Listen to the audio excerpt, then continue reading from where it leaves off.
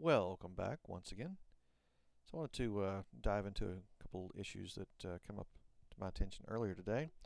So first and foremost, if you haven't seen the earlier video, Trump is currently ahead right now, 48.4 to 48%.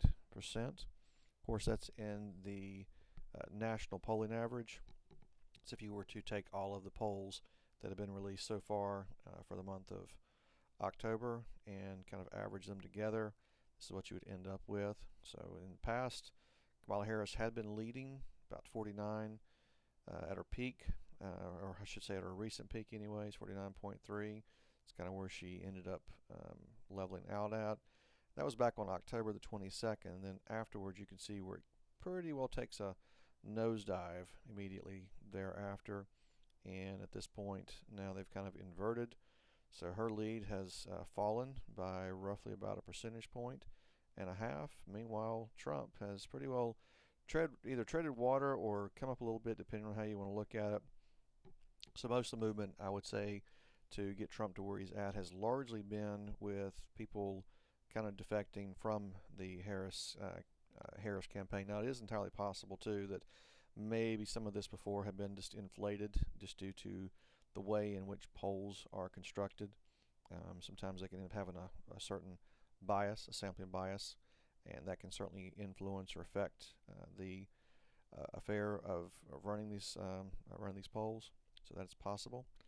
But what I wanted to do is just take a little bit of a moment. So there's been a lot of good news that really has kind of come up, anyways, here recently with regard to Trump, at least in terms of being able to make some headway and actually take the lead a little bit. And you can see that if we were to look at these national polls here again, the most recent one being from the Atlas Intel, a really good poll, not just in terms of the results, but just I would say in terms of the quality of the poll as well. So 3,032 likely voters.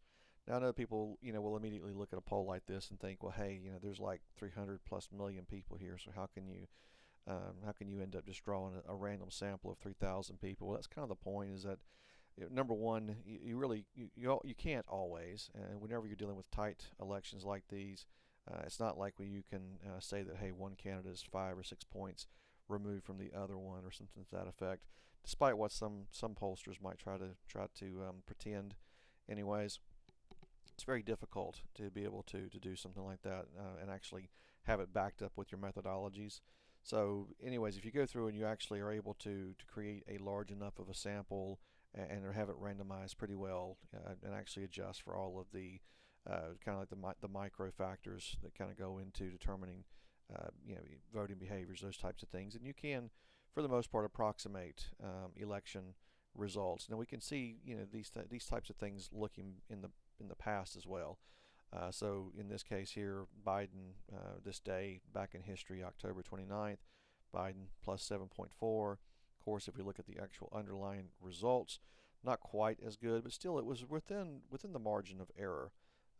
Anyways, and that's basically an overall aggregate or average of all of the polls. Now you can look down through here and see a lot of examples here where there clearly had to be some type of bias that was at play with regard to some of these polls. Anyways, plus 10, obviously that was ridiculous. Plus 11, even some of the pollsters that you might consider to be, maybe more of the Republican-esque leaning polls, like Fox News, for example, a plus 8 for Biden. Obviously, an NBC would not be one that would be favorable to a Trump, but plus 10. So you can look at those and see immediately that, hey, these are clearly some really positive polls for Biden that just never materialized. Meanwhile, some of these polls actually did do pretty good close to the end. So this IBD tip poll, for example, had a Biden plus 4, and that was only about a half a point off. Now they could have just gotten lucky, honestly. And when you look at the margin of error and the sample size, those types of things, and you can certainly say that, hey, this is entirely possible. Now, meanwhile, you can look down here too, and the Hill actually had a decent poll in terms of final results, plus 4, final results plus 4.5. Of course, they had a little bit larger sample size than some of these other ones, and a relatively low margin of error. And really, in the end, they were pretty tight. So you can kind of see, which polls, whenever you look back over the course of an election, which ones actually did really well, and which ones didn't. So Atlas Intel, +2, Tip, which was pretty accurate previously, +1. Now again, those polls, could these polls could end up changing. They could end up doing another one closer to the election. I don't know what their methodology or their approaches are there. Obviously, someone's got to pay for these, so I guess it really would depend on that. Rasmussen has they've been pretty reliable pollster. Some have claimed that they actually really are kind of biased towards Trump. I don't think that's entirely true. Even in some of their past polls, they've actually even underreported in some cases the actual turnout for Trump. So Morning Consult, very positive one for Harris, +3. Obviously, that's kind of weighing her value a little bit into this overall aggregate. So if you were to remove that, then this value here would actually be even higher. Not saying that we should do that. Obviously, I don't think that should be the case. The benefit about having the variety of different polls, kind of in here is that whenever you aggregate, whenever you average them, it does end up improving the overall accuracy, and you can see that with regard to the Real Clear Politics average, where in many cases their average will actually end up being closer than any one of the individual polls. Again, not necessarily 100% of the time, but if you were to actually say, hey, I want to be relatively within eyeball distance anyways from it, then it would certainly we get you there, at least with the Real Clear Politics. So Trump's had some pretty positive news come out lately with regard to how he's polling, which is very good, and that's a good thing to see. It's obviously better to be ahead than be behind. And even if we were to, look at some of the underlying battleground states, which we did earlier, I'm not going to rehash this, but looking through it, Arizona, Nevada, even with regard to places like Wisconsin, and possibly even Michigan, there actually has been some positive momentum here lately. In fact, three of the four most recent polls all show Trump ahead, even in Michigan. Harris is still up by about 0.5, and I think that's because one of the polls that was kind of maybe a little bit overly positive towards Trump actually fell off, and as a result, it did end up bringing the average back down just a hair. But even if you were to look back through over the last month of polling at this point, right now he's got about 6 polls that have been released, which all show him either at tie or actually leading by about a point. That's still very, very tight. That's something we really need to recognize. So even though some of these polls have been really good, we're not looking at a runaway contest by any stretch of the imagination. Really positive one here for Atlas today, +3 for Trump. Another one here, Insider Advantage, +1. CBS News, definitely not what you would call a right of center source, shows them as a tie. So again, really good. But what I wanted to kind of just touch on briefly here with you. So there was this article that actually came out in the Washington Examiner, and someone had gone through and done an analysis to see how Trump is being reported. Now, a lot of people will point to or just naturally have an intuitive awareness that the media is what you would call unfairly biased against Trump.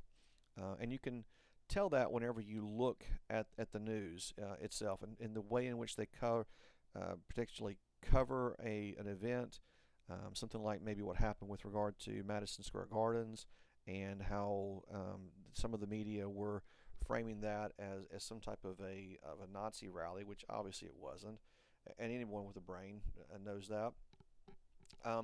But of course, other news sources, which are very positive towards Trump, may cover the event either in a very matter of fact or even possibly with a positive spin to it.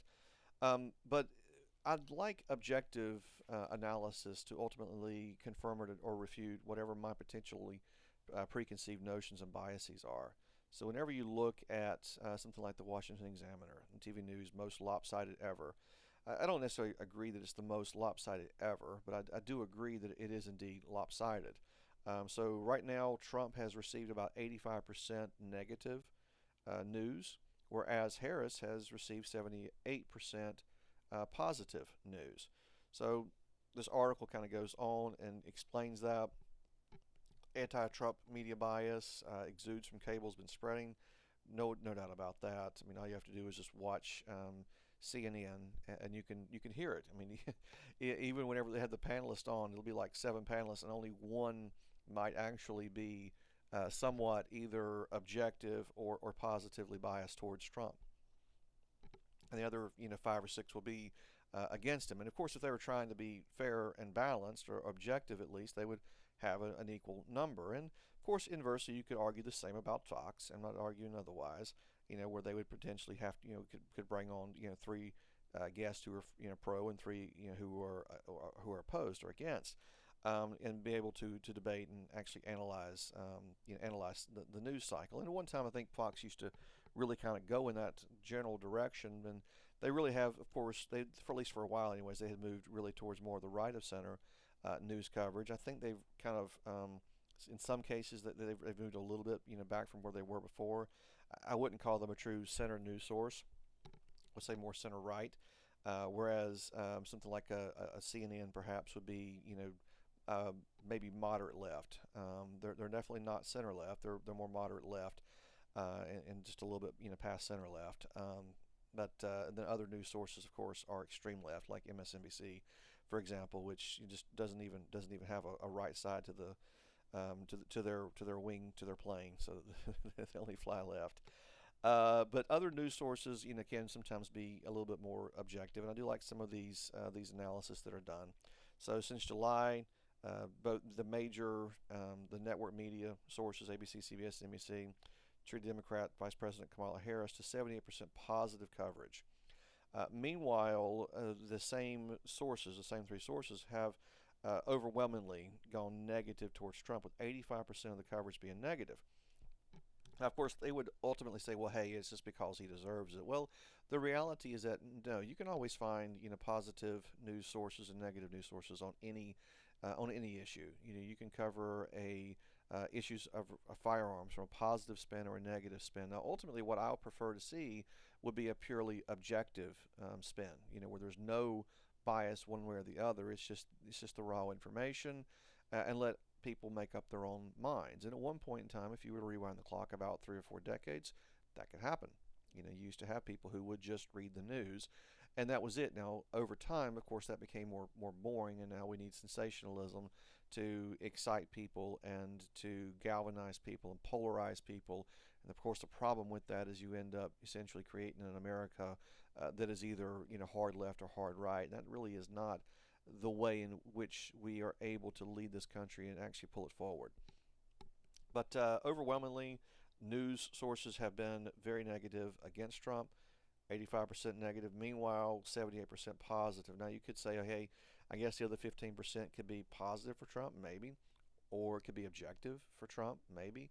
The same could be said with regard for the 22%, for Harris. Maybe some of that's negative. I would say potentially a little bit of it, anyways, but very little. Now, could you imagine for a moment if Trump right now is in any way within earshot distance of being able to get to the White House? If he is within just again the margin here, imagine how much further along he would be if the news sources were truly objective, if they were truly reporting on the issues of illegal immigration and the problems that we currently are facing right now in this nation. They were truly focused on addressing things like the economy and inflation and the pain, just to be able to go to the grocery store and to buy, groceries. I remember just a few years ago, it wasn't that big of a deal to go into a grocery store and get a basket of groceries. Today, you're going to go out and pay $100 or more for the same basket. Relatively, again, we're going to say buggy size or shopping cart size, than what you would have paid at the time, and maybe even in some cases more. And of course, if it's not, paying more, of course, they're actually shrinking. They're shrinking the packaging. So that's something that oftentimes goes overlooked. Bacon used to be sold in 1 pound intervals. Now it's sold in 12-ounce packages in many cases. You can still find it in 1-pound packages, but a lot of times you're now actually seeing it in 12-ounce packages instead. I remember as a kid growing up, ice cream was sold by the half gallon, or by the gallon, or by the pint or the quart. Today, you actually look on, and they're fractional units of that. So they've actually decreased even the size of ice cream. And it's all in the effort of trying to pretend that you're not paying more when in reality, of course, you are. And I'm not a big fan of government regulation, but it would be really wonderful if there could be some type of standards applied to basically prevent that from happening, to actually lock in, relative sizing so that they can't basically sneak in inflation and create that hidden inflation that we currently have right now, and truly make it more objective, so that whenever you go to the grocery store, hey, the bacon really did indeed go up. They just didn't shrink the package and keep the price the same.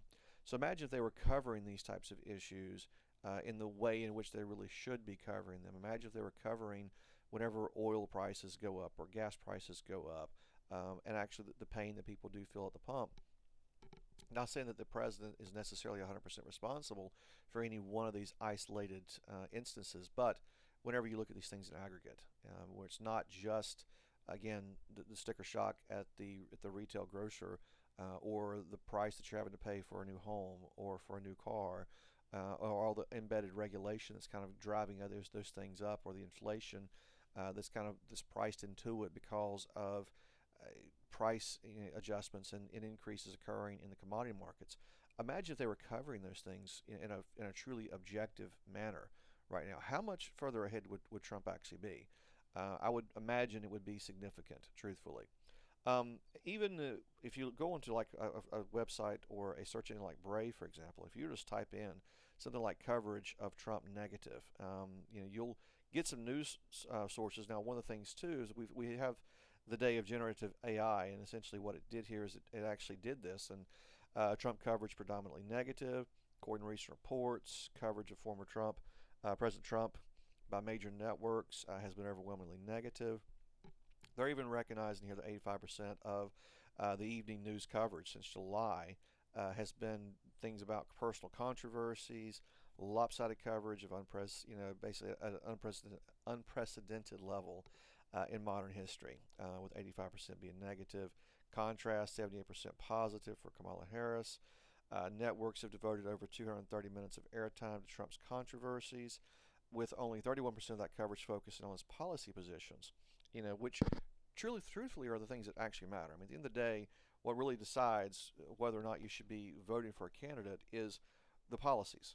Those are the things that actually ultimately matter, not the things like, again, the controversies or the trumped-up charges that he's of course faced up in New York, which most people are not even aware went before an appeals court and very likely will end up being overturned. So most people probably have not even heard that, or are not even aware of that. So if we examine the past, though, has this actually been something that's really more of a recent issue, or is this something that's been going on before? This really is not anything new. In fact, if you actually look back to 2020, you can actually find here, this was MRC Newsbusters here, their website, study 150 times more negative news on Trump than Biden. And we know how that ultimately impacted that election. That was recognized in August of 2020.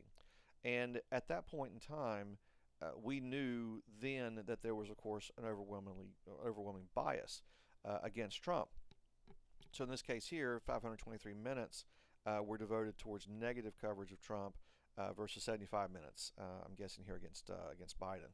So a significant amount of airtime that was devoted towards trying to demonize or ridicule or downplay Trump in the eyes of the American public versus downplaying someone like Biden, who obviously has been suffering from a cognitive decline that I truthfully believe began prior to the 2020 election.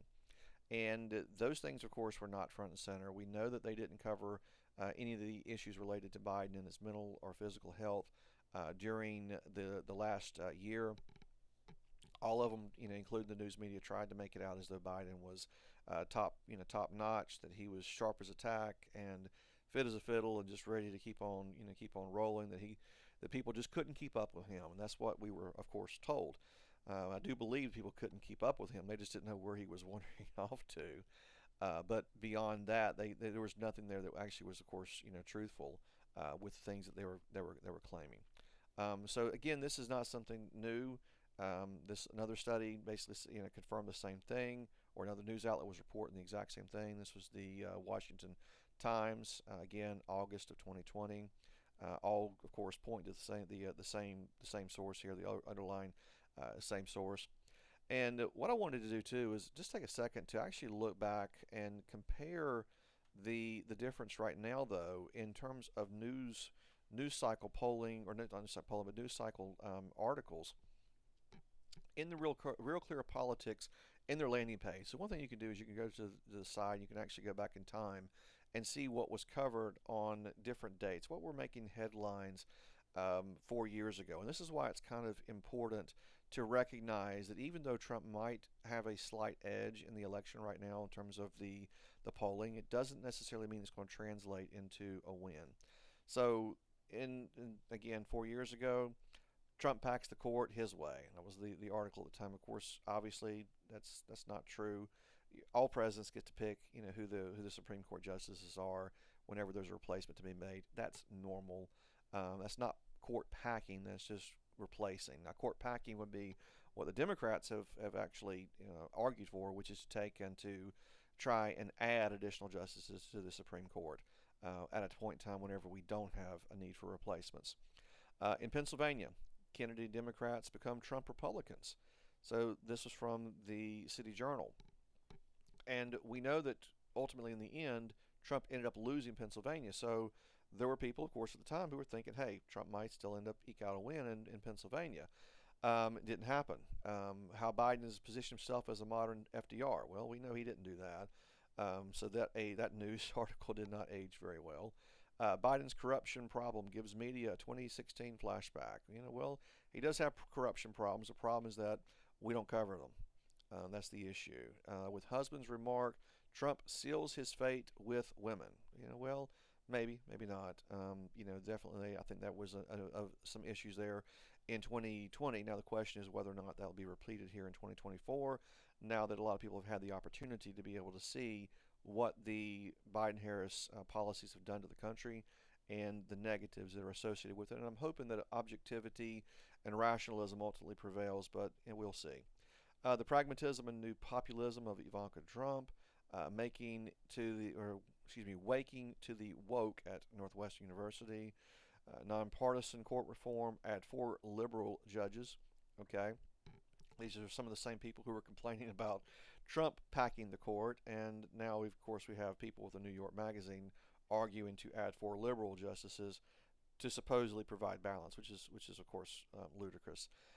Trump's judiciary will protect freedom for decades. I think there is some truth to that. We have actually seen where that has ultimately happened, where a number of appellate court appointees have come down the side of actually trying to hold to constitutional principles and federalism in the way in which the founders actually and the framers originally intended.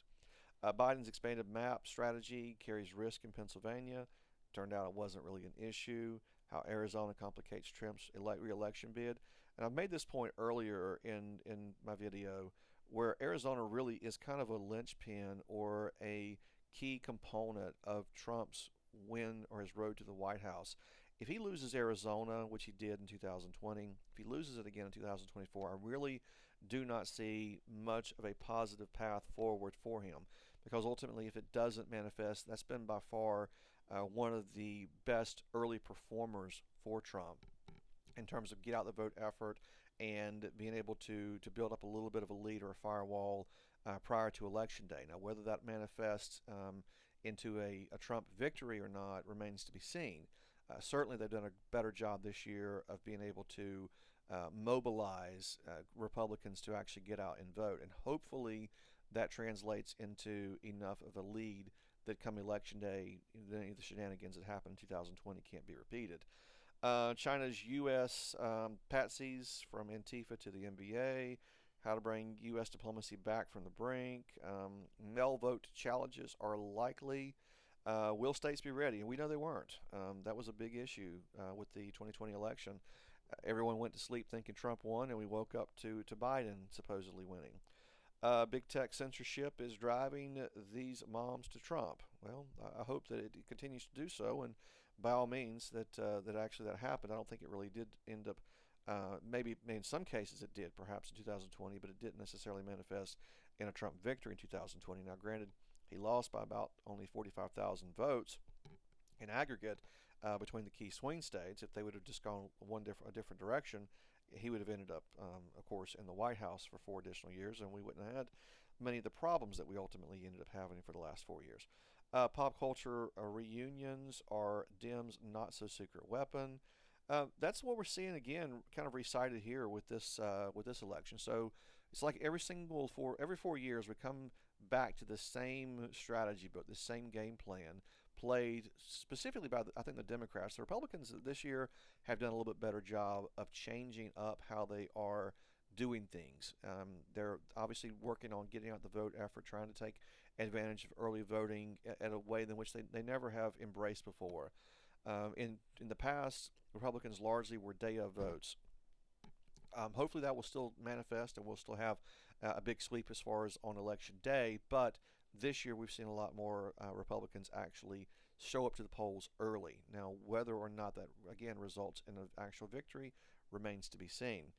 So anyways, Democrats, though, their game plan pretty much is to try and sensationalize and to bring pop stars and actors and actresses. You see these things, every 4 years, where somebody, where some actor, a top A-list celebrity who doesn't have to work for a living, where they'll get on, TV and of course and play up whoever the Democratic candidate is. And it's never really about policy issues.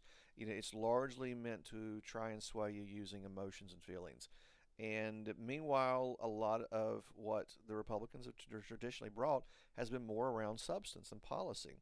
Now, the problem, of course, is that that does not always motivate younger voters to cross the political aisle and actually vote, for a candidate based upon issues and policies and objective standards and measures. And unfortunately, we do live in a day and age where a lot of people are motivated more by fluff and less by substance, and that's sad. It doesn't bode very well for the future of the electorate if we continue to be or to allow ourselves to be motivated by such weak positioning. So whether or not, again, that plays out, we'll see. It certainly is something that Kamala Harris is trying. Of course, she didn't have really good success with that recently at a rally down in Texas. Instead of it actually going very well with Beyonce being present and her trying to, again, motivate these voters to vote for Harris, whenever she left, some of them, some of the people who were there actually began to leave. They were under the impression, perhaps falsely, that Beyonce was going to perform. She didn't. And as a result, they began to actually walk out the door whenever she come down from the stage. So that's the problem, I think, with trying to attach yourself to celebrities, is that if for some reason the people who are looking for them to be the dancing monkeys that everyone expects them to be, that they end up not doing that, they don't perform in the way that people think they're going to or supposed to, that you end up losing some of that support, or you end up turning off or alienating some of the voters that might have actually voted for you. Now, that doesn't mean they're going to cross the lines and go vote for your opponent by any means, but that is one of the dangers of really overplaying someone's hand as it relates to kind of like that star power. So, and so there were some positive stories at the time too. Economy was roaring back, fastest growth in history, and it was just amazing because even though we were actually enjoying some rapid growth, largely because we were coming back from everything being closed down due to COVID, it was Biden, of course, who took credit for that falsely. Whenever he was basically playing up job creation, those types of things. Well, it doesn't really count, obviously, whenever you shut the entire country down, put everyone out of work, and then you let everyone go back to work. And then let's kind of compare and contrast some of those articles, though, which were a mix of negatives for Trump, a couple of positives maybe sprinkled in there for Trump. And then, quite a few, positives really, I think, more towards Biden and his surrogates. So this same day, this is Tuesday, again, October 29th, very first article actually out of USA Today. Trump is in a stronger poll position than ever.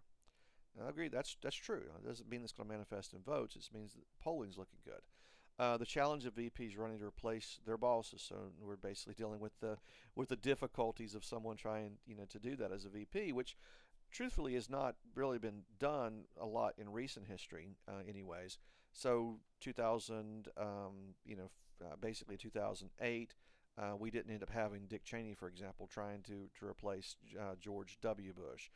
You would actually have to, we did have that in 2000 rather, with Al Gore trying to replace Clinton. Didn't go too well for Al Gore. However, he came very close.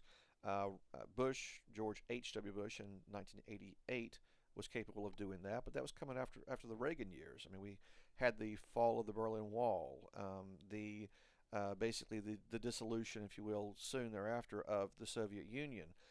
So we had lots of change that was going on, and a very weak Democratic candidate too. Some may remember some of the imagery with Michael Dukakis in the very grossly oversized helmet, which just looked really comical. And looked more like a rendition of Ernest, goes to the army than actually something that you would really want to see on a battlefield. So we know there is a challenge there, but I don't think it necessarily is as big as what they're perhaps trying to make that out to be. My long, strange trip to the Madison Square Garden. It's interesting here because we had this strange trip. The imagery there that's kind of conjures up basically some of the stuff that's been recently mouthed by Walz, the VP nod for the Democratic ticket. Basically calling Republicans weird, which is kind of crazy. I mean, this was the guy whose name that Trump adequately, I think, named or aptly named him Tampon Tim, who put tampons in the boys' room in Minnesota. So don't know why you would call people strange or weird whenever you're the one who really is weird, but I digress.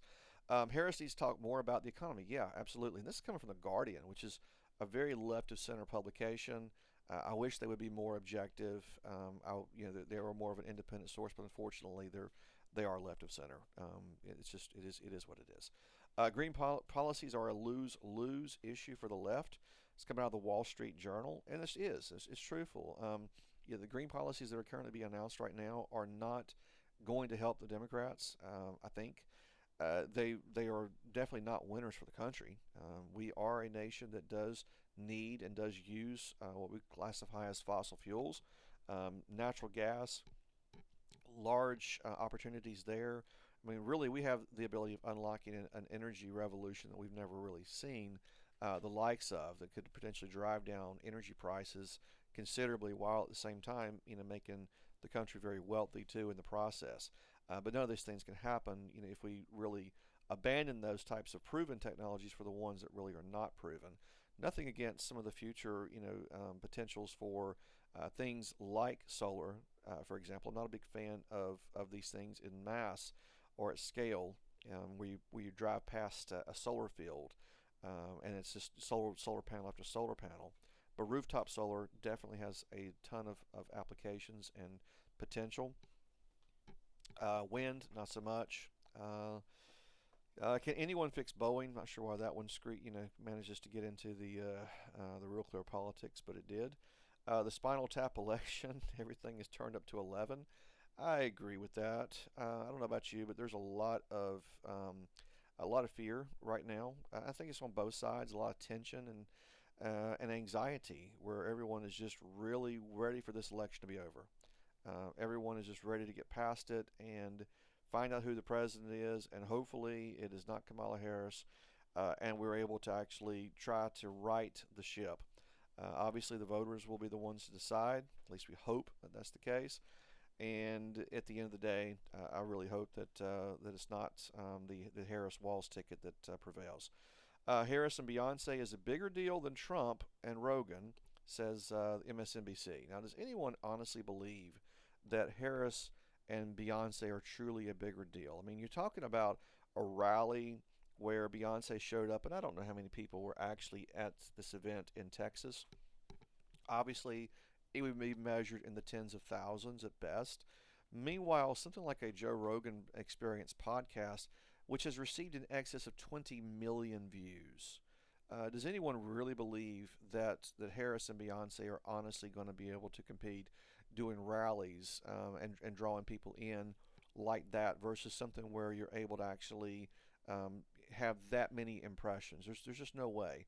So the benefit about modern technology and the internet is being able to put your message in front of as many people as you possibly can in a very direct way, and actually be able to make your point and come across with a way that actually is able to resonate with people. Now, where that actually mobilizes or translates into votes, who knows? I don't believe, though, for a second that Harris and Beyonce are a bigger deal than Trump with Rogan at all. No one would tune in for 3 hours of Harris. I agree. No one would.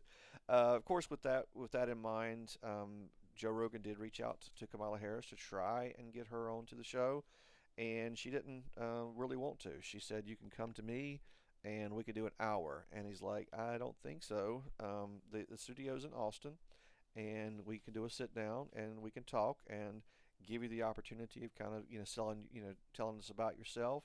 Like to get to know you." Of course, Joe Rogan was not very.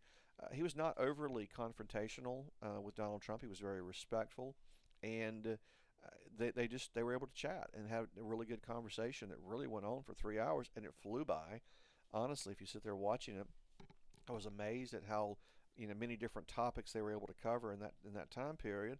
Rogan did have to reel Trump back in a few times to try to get to either the nature of what it is that he was really trying to ask, or really pull out a little bit more information or be more specific in what he was trying to get to. So investigations as Cheney hits Trump, her integrity is under fire. Obviously, I don't really get this whole attachment now with Cheney to the Harris campaign. There has never there really has never been that type of a close association in the past between the Cheney family and any of the past Democrats, at least not at the national level like this. Obviously, the Cheney family has had some issues. I would say supporting modern conservative, modern Republican candidates. I don't really look to them for leadership, or guidance in any way. They really kind of represent the old guard with regard to Republicans. They're not even from the Reagan era of Republicanism. They really are more from perhaps an even earlier era than that in terms of their views and their ideas. So, what's next for SpaceX? That's a good question. Generational opportunity for the U.S. is liquefied natural gas. It actually is. I was mentioning about that earlier. It's actually a huge opportunity. Men are mourning the downfall of high heels. I'm not sure how that one kind of plays into it. 15 mobility tests for aging. That's in sports. So, I mean, I would say that if you were to actually, try to go through and, well, let's actually look here too. If you were to go through and look at some of these headlines, are they more positive today than what we saw 4 years ago? I would say they probably are. So, even though the overwhelming majority of the news cycle has been negative towards Trump, I do believe that there are shining little, indicators that people are recognizing that Harris is a failure, and even trying to associate with her campaign and even trying to pretend that she's going to win is not going to work. Now, I'm not saying that she's going to lose. I'm not saying that. I'm saying that she could. I just think that there is the perception, at least within some people, of loss.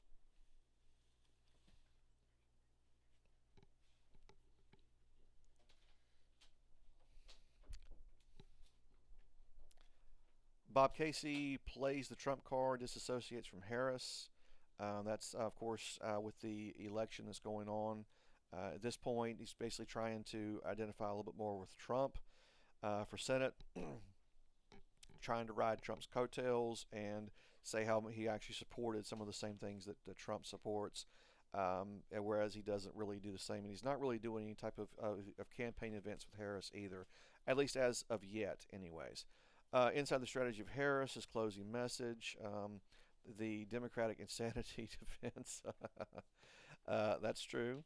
Um, and of course, then we had Michelle Obama ready to go low. Well, I mean that's not new for the Democrats. They typically do that anyways.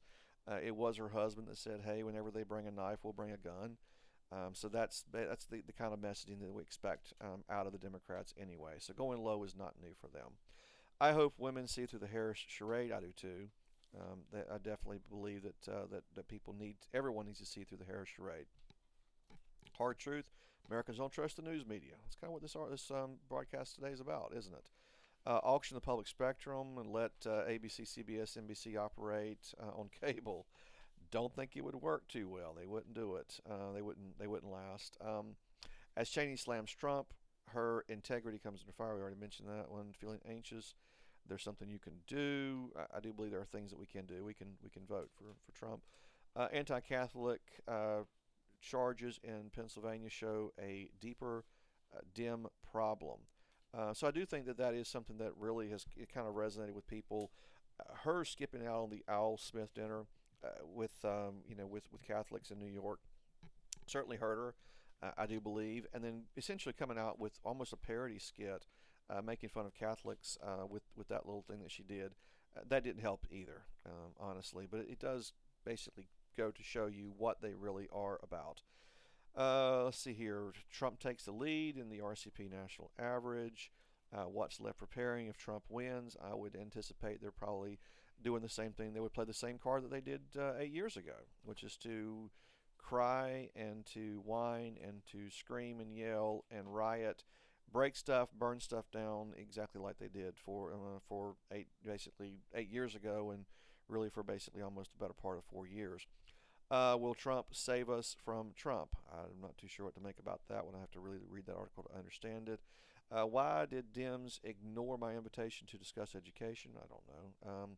Make Election Day a federal holiday and require in-person voting. I'm perfectly fine with that. In fact, I think that honestly, one of the things that we could do to save this country, at least with regard to elections, would be to do that.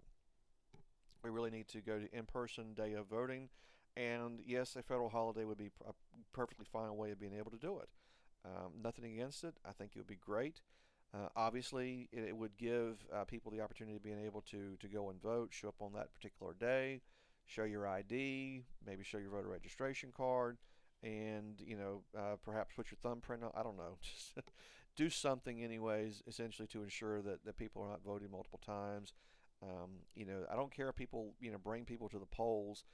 Certainly that's perfectly permissible, those types of things, but I don't like the idea of absentee mail-in ballots, except for legitimate instances where somebody is overseas, either deployed in the active military, someone working for the government overseas, those types of things.